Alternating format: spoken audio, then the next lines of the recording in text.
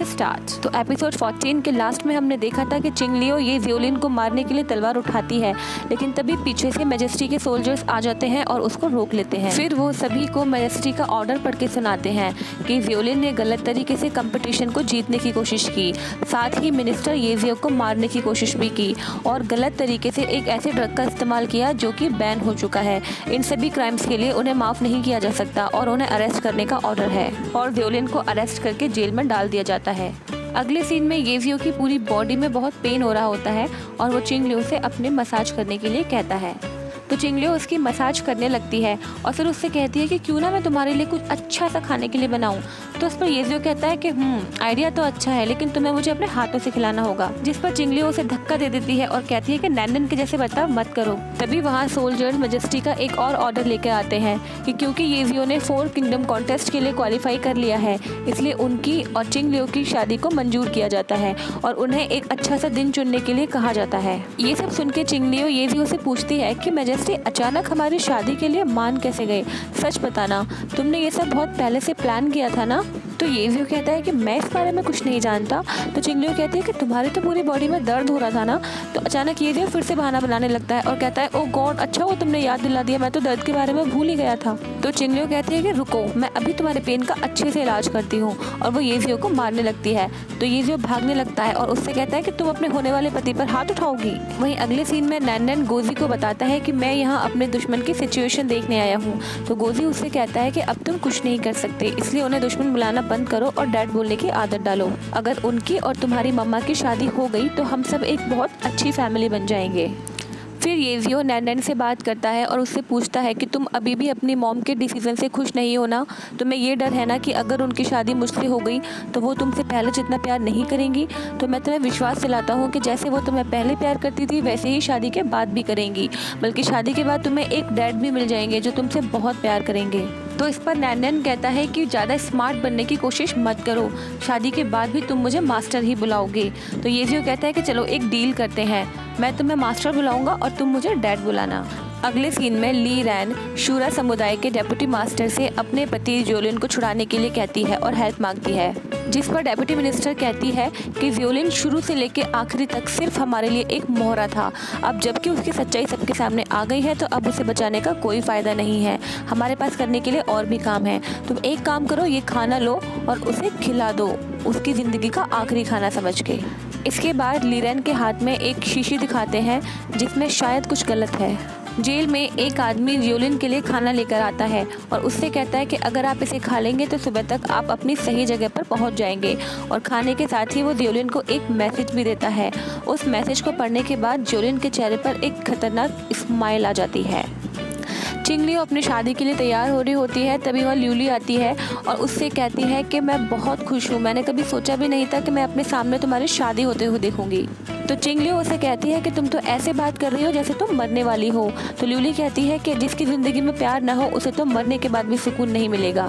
तो इस पर चिंग लियो कहती है कि जिस तरह से तुम बात कर रही हो ना लेक्चर देके, तुम हाओरेन के लिए बिल्कुल ठीक हो। वैसे मैंने सुना है कि हाओरेन तुम्हें बचाने के लिए जंगल में भी आया था। तो इस पर ल्यूली कहती है कि हाँ आया तो था, लेकिन उसने मुझसे साफ साफ कह दिया कि वो सिर्फ एक दोस्त होने के नाते मुझे बचाने आया है। सच कहूँ, जब मैं कभी कभी तुम्हें और येजियो को साथ देखती हूँ तो मुझे जलन होने लगती है। जिस पर चिंग लियो कहती है कि चिंता मत करो, धीरे धीरे सब ठीक हो जाएगा। वैसे मैं भी बहुत नर्वस हूँ, मुझे डर है कि कहीं मेरे पास्ट की वजह से प्रिंसेस हमारी शादी के लिए इनकार ना कर दें। तभी वहाँ येजियो चिंग लियो से मिलने के लिए आता है और ल्यूली उन दोनों को अकेला छोड़ के वहाँ से चली जाती है। येजियो चिंग लियो को देख के कहता है कि मेरी होने वाली बीवी सच में बहुत खूबसूरत है। तो चिंग लियो कहती है कि क्या तुम यहाँ मेरा मजाक उड़ाने आए हो। तो येजियो उससे कहता है कि क्या तुम मुझसे शादी करने के लिए नर्वस नहीं हो, मैं जानता हूँ कि तुम परेशान हो, इसलिए मैं तुम्हारे लिए ये लेकर आया हूँ। और वो उसे एक पेपर दिखाता है। मेरी माँ तुम्हें बहुत पसंद करती है, लेकिन क्योंकि वो अभी अपने पेरेंट्स के यहाँ गई है इसलिए उनका वापस आना पॉसिबल नहीं होगा। मैं तुमसे वादा करता हूँ कि मैं खुद तुम्हें उनके पास लेकर जाऊँगा। मैंने नैनन से भी हमारे रिश्ते के बारे में बातें की हैं। अभी उसे समझने में थोड़ा वक्त लगेगा, लेकिन मैं उस वक्त का इंतज़ार करूँगा जब वो खुद मुझे डैड बुलाएगा। ये सुन के लियो इमोशनल हो जाती है और कहती है कि मुझे विश्वास ही नहीं हो रहा है कि ये सब सच में हो रहा है। मुझे लग रहा है कि मैं एक सुंदर सपना देख रही हूँ और मेरा सपना टूट जाएगा। तो येजियो उसके करीब आता है और कहता है, पागल लड़की, तुम जब भी अपनी आंखें खोलोगी मुझे हमेशा अपने सामने पाओगी। आज मैं तुमसे वादा करता हूँ कि मैं हमेशा तुम्हारा और नैनन का ध्यान रखूंगा। और वो चिंगलियो को फोरहेड पर किस कर लेता है। फिर येजियो जाने लगता है तो वो चिंगलियो से कहता है कि क्या तुम सच में नहीं चाहती कि मैं तुम्हारे साथ रुकूं? तो चिंगलियो कहती है कि जाओ। फिर येजियो थोड़ा रोमांटिक हो जाता है और चिंगलियो को किस करने लगता है, तो वो उसे रोक देती है और उसे जाने के लिए बोलती है। इस रोमांटिक से सीन के बाद थोड़ी सी झलक हमें विलन यानी कि वियोलिन की भी दिखाई जाती है, जो कि जेल से भाग चुका है। गेट पर वापस से नॉक होता है और जैसे ही चिंगलियो दरवाजा खोलती है तो वो शॉक रह जाती है। दिखाया तो नहीं जाता, लेकिन जरूर वहाँ वियोलिन ही आया होगा। वहीं दूसरी ओर येजियो चिंगलियो को गिफ्ट करने के लिए एक खूबसूरत सी पेंटिंग बनाता है और हाओरेन से पूछता है कि ये पेंटिंग कैसी है। तो हाओरेन उसमें कई तरह की कमियां गिनाने लगता है और कहता है कि अगर तुम चिंगलियो को कुछ गिफ्ट देना ही चाहते हो तो मैं तुम्हारी हेल्प करूँगा। तो येजियो चिढ़ जाता है और कहता है कि मैं बेकार में ही तुम्हारे साथ टाइम वेस्ट कर रहा हूँ। तुम्हें सिर्फ और सिर्फ चीज़ों में कमियां निकालना आता है। मेरे गिफ्ट से ज़्यादा तुम्हें अपने और ल्यूली के रिश्ते पर ध्यान देना चाहिए। तभी वहाँ ली आता है और घबराते हुए उन्हें बताता है कि ज्योलिन जेल से भाग चुका है। लिरैन ने जो ज्योलिन के लिए खाना भेजा था उसके साथ जरूर कुछ ऐसा भेजा था जिससे कि ज्योलिन भाग गया। येजियो कहता है कि इसका मतलब चिंगलियो की जान खतरे में है और वो उसे बचाने के लिए जाने लगता है। तभी वहाँ मोजियान आती है और उसे एक लेटर दिखाती है।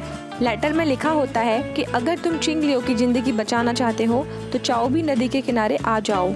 चिंगलियो को बचाने के लिए येजियो जब चाओबी नदी के किनारे पहुंचता है तो वो देखता है कि वियोलिन ने चिंगलियो को रस्सी से बांध रखा है और उसके गर्दन पर तलवार रखी हुई है। फिर वियोलिन येजियो से कहता है कि अगर तुम चिंगलियो की जिंदगी बचाना चाहते हो तो तुम्हें अपनी जिंदगी से हाथ धोना पड़ेगा। येजियो कहता है कि चिंगलियो को कुछ मत करना, तुम जैसा कहोगे मैं वैसा करूँगा, और वियोलिन की तरफ बढ़ने लगता है।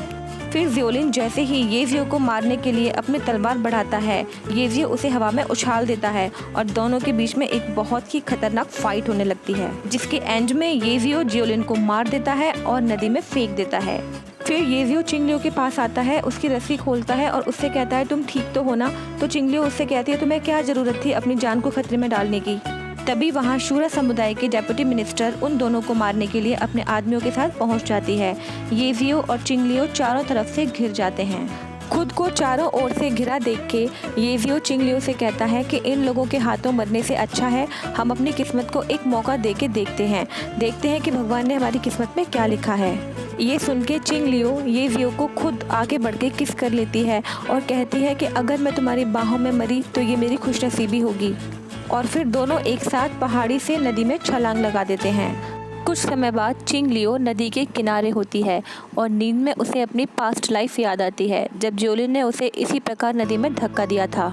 बेहोशी के बाद जब वो अपनी आंखें खोलती है तो खुद को अपने घर पे नैनन के साथ पाती है। होश में आते ही वो सबसे पहले येजियो के बारे में पूछती है तो ल्यूली उसे बताती है कि तुम 3 दिनों से बेहोशी की हालत में हो। हमने येजियो के बारे में पता लगाने की बहुत कोशिश की है लेकिन अभी तक उसके बारे में कुछ भी पता नहीं चल पाया है। फिर ली कहता है कि हम रोज़ अपने आदमियों को चाओबी नदी में पता लगाने के लिए भेजते हैं, जल्दी ही कुछ ना कुछ जरूर पता लगेगा, तुम चिंता मत करो। लेकिन चिंगलियो को बेचैनी होती है और वो कहती है कि मुझे उसे ढूंढने अभी जाना होगा, लेकिन ल्यूली उसे रोक लेती है कि अभी तुम्हारी हालत ठीक नहीं है। तभी वहाँ हाओरेन आता है। ल्यूली उससे पूछती है तो हाओरेन बताता है कि हमने बहुत कोशिश की लेकिन हम येजियो के बारे में कुछ भी पता नहीं लगा पाए हैं। हमें नदी के किनारे सिर्फ ये सैशे पड़ा हुआ मिला था। तो उस सैशे को देख के चिंगलियो को याद आता है कि ये तो वही सैशे है जो उसने येजियो को दिया था। चिंगलियो ये सब बर्दाश्त नहीं कर पाती और वो अकेली ही येजियो को ढूंढने नदी के किनारे निकल पड़ती है और पागलों की तरह उसे आवाज़ लगाते हुए ढूंढने लगती है। तभी उसे वहाँ येजियो की बेल्ट पड़ी हुई मिलती है। उस बेल्ट को अपने सीने से लगा के वो जोर जोर से रोने लगती है।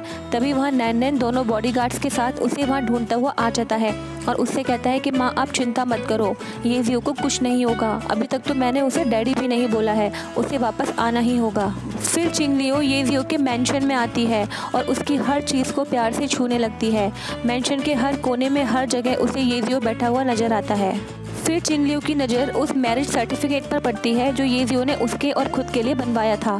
फिर चिंगलियो को अचानक अपना पास्ट याद आ जाता है कि 6 साल पहले जब वो नशे में थी तो उसके पास आने वाला आदमी कोई और नहीं बल्कि येजियो ही था। वो दोनों नशे की हालत में थे। येजियो ने उसे गोद में उठाया और बिस्तर पर ले गया।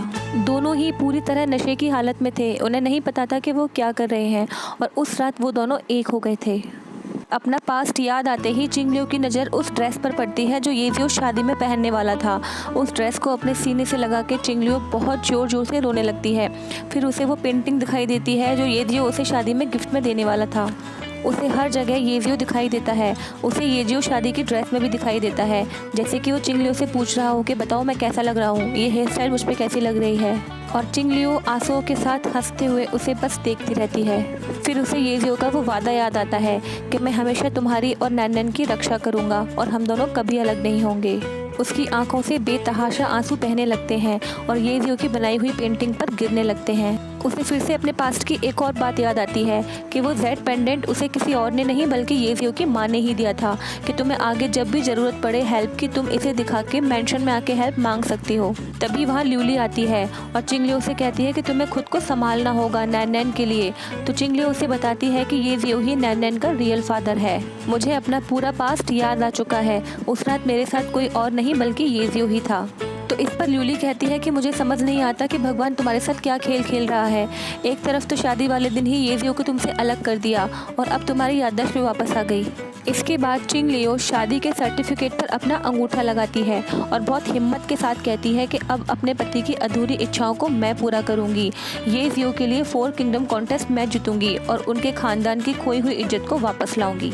वहीं शूरा समुदाय की डेप्यूटी मिनिस्टर अपने मास्टर के पास जाती है और उसे बताती है कि येजियो मारा जा चुका है लेकिन चिंगलियो अभी भी जिंदा है। इसके बाद वो किसी से पार्टनरशिप के बारे में बात करती है कि हम उन्हें 4 किंगडम कॉन्टेस्ट जीतने में हेल्प करेंगे और इसके बदले में वो हमें मेडिकल डिक्शनरी देंगे। ये सुन के उसका मास्टर हंसने लगता है लेकिन उसका चेहरा अभी भी नहीं दिखाया जाता और इसी के साथ एपिसोड ख़त्म हो जाता है। आज का ये एपिसोड बहुत ही इमोशनल था। आपको ये एपिसोड कैसा लगा अपना कमेंट करके मुझे ज़रूर बताएं। वीडियो को लाइक करें, शेयर करें और मेरे चैनल को सब्सक्राइब करना ना भूलें ताकि मेरी अगली वीडियो के नोटिफिकेशन आपको मिल सके। बाय।